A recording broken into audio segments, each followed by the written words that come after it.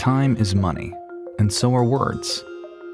We consume 1.5 billion words every day. There is no want for information at our fingertips. But there is an even greater, growing desire for hacking through the jungle of data overload that is tripping, diverting, and generally sucking invaluable time and money from our every step. Wasted time and effort, keeping us from getting to the relevant answers we want in the moment that we need them. We think this diversion of human energy is the bane of getting things done. Positive energy that fuels the purpose and good that smarter, more relevant brands can bring to the world. So while some find it cool to have a continuously flooded ocean of data to drown in, we find it oh so much cooler to deliver just the right thing for the job at hand. Faster and simpler, so you can get to it. Grapeshot.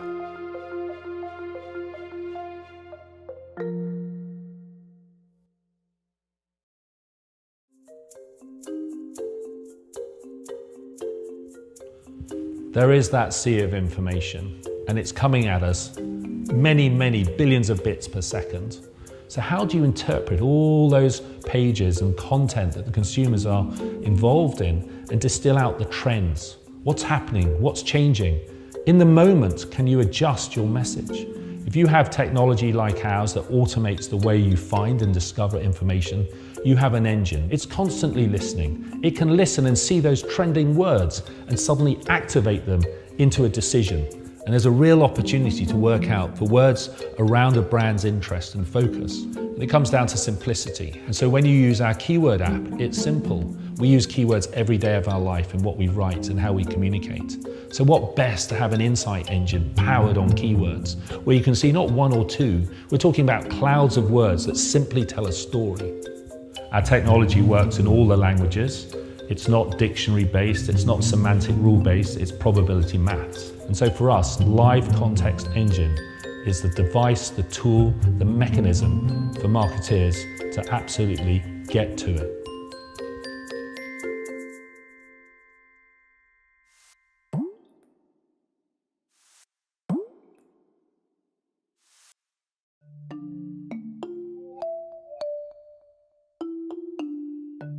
Grapeshot is looking at all these impressions, all this content that consumers are reading by the second. And if you think of all those words, we can start to understand which words are trending.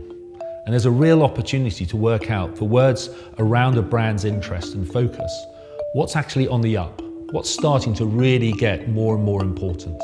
Predicts is listening to what's happening day by day, hour by hour. So you can take those predictive trends and know which words are going to get more and more important, and you can now target the very live audience reading those trending words.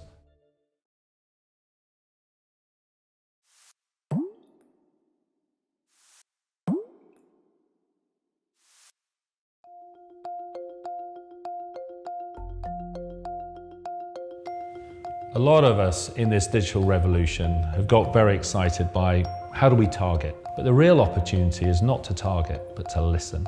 How can you get insights, live insights that really matter about what those consumers and personas are doing?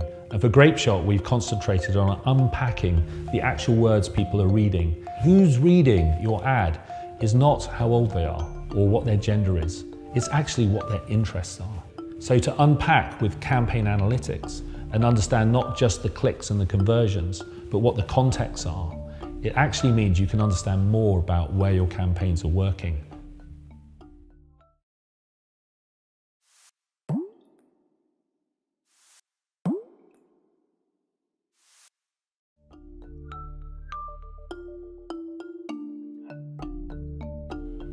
In our industry, there's a lot of interest in fraud and viewability and how are my budgets spent. But the biggest sin of all is putting your brand in the wrong place. You can destroy a brand that's been built up over years in a few seconds. In that world of digital impressions, where do you actually put your brand safely? So for us at Grapeshot, we take every page and we look at all those words, and we provide precision brand safety where every word on every page is checked. And the buyer can actually control, with some elasticity, how much precision and paranoid safety they have. No one wants to be the person where the brand has scored an own goal.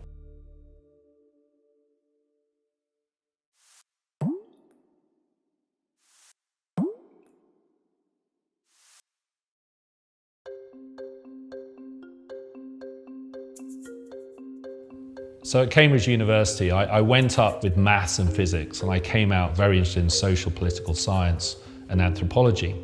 My anthropology professor had all these archives from 100 years ago, and he was using a very clever mathematician called Martin Porter, who could take all these objects with electronic words describing them and immediately connect that object to that object. So I went into business with Martin, and I started to explore what could we do with this power of multiple words. I then built a very big index of the internet. But just as I raised $45 million, the CEO of the public company blocked the deal. So Martin and I, we actually resigned on the same minute, at the same hour, of the same day. So what are you going to do, Martin? I'm going to write a bigger, better search engine. And he really coded Grapeshot afresh. So the very first demo we gave of the new Grapeshot technology was to the head of search at Google. He and a small team got round and saw Grapeshot at its heart, knowing that people at Google themselves respected the very different underlying technology was really a remit to go out and do something fantastic.